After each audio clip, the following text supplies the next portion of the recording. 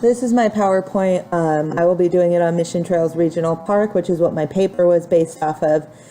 This park has 7,220 acres of land. So previously it was more in the 5,000s. Now it's grown to 7,220. And there's actually new legislation that is trying to expand the park again and give it more land, just based off of how much of California's history and San Diego's history is in the park, wanting to keep that natural land, the natural landmarks, and the history that's inside of it.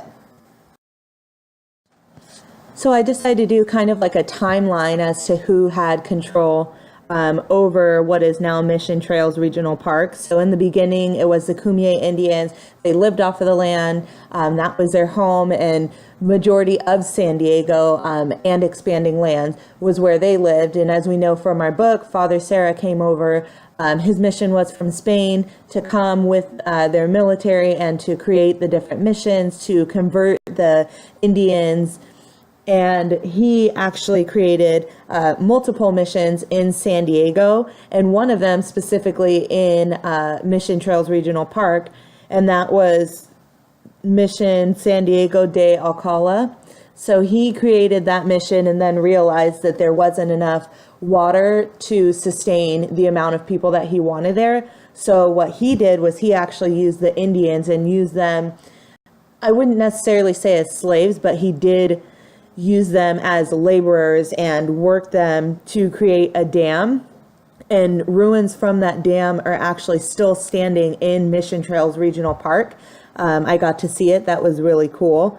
But he built a mission there, and that brought the Spaniards there. And then once Mexico and Spain went to war and Mexico became its own, gained its independence, Mexico took over Mission Trails Regional Park, or what is now known as Mission Trails Regional Park. And from there, when Mexico and California began feuding and started fighting with the Mexican-American War, the Mexican government actually sold it to a San Diego farmer. And from there, it turned into more cultivating the land. Ranches and farms, as we saw in our book, were just something that were gaining more popularity, being able to harvest off of the land that was given to that San Diego farmer.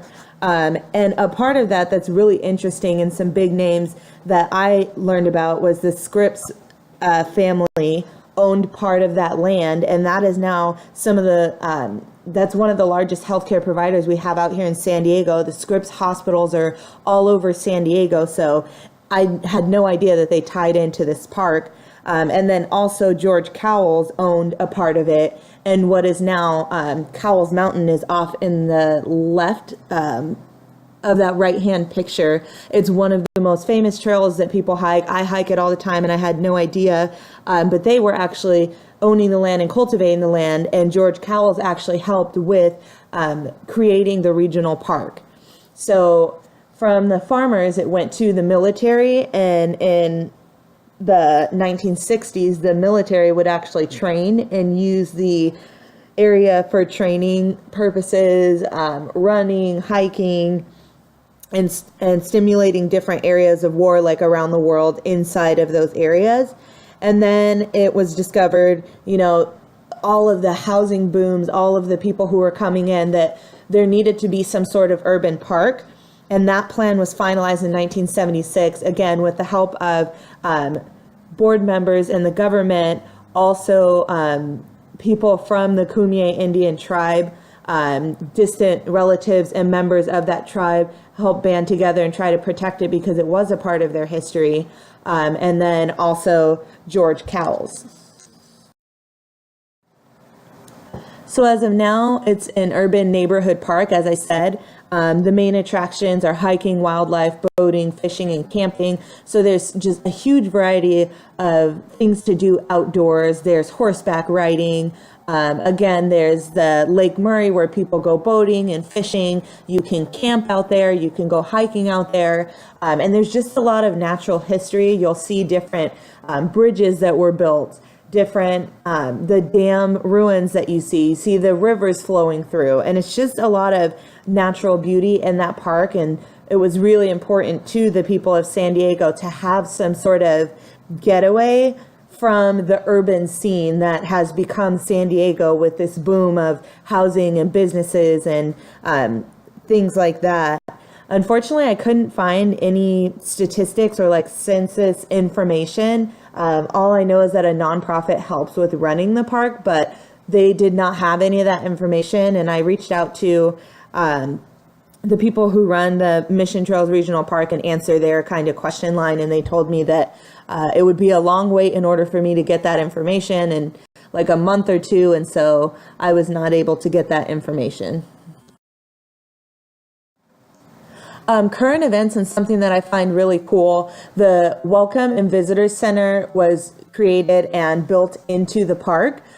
So you're able to go in there. They have the history of Mission Trails Regional Park, but they also have what natural animals live there, the history of the Indians.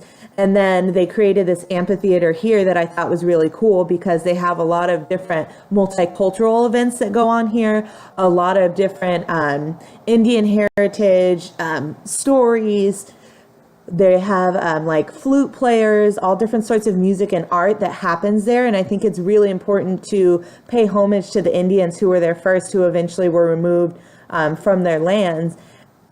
And this area is also, rented out. You can rent it for, business meetings to just give it more of a natural feel. You can do weddings there. So that was just something that they added in that I thought was really cool for people to be able to go in who don't necessarily know the history and be able to speak to volunteers who work at the park and be able to see it inside of that visitor center. So that's a little bit about Mission Trails Regional Park.